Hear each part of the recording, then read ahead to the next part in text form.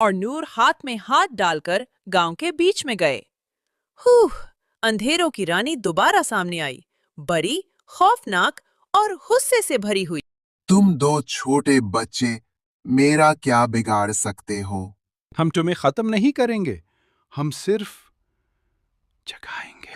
ज़ारा ने दिल की रोशनी जगाई। हाँ, उसके दिल से रोशनी निकली, सफेद, नरम।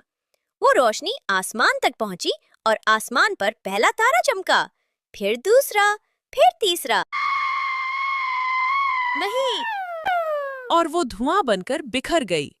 रोशनी वापस आ गई। सूरज निकला। परिंदे गाने लगे, बच्चे हंसने लगे। ज़ारा की कहानी खत्म नहीं हुई।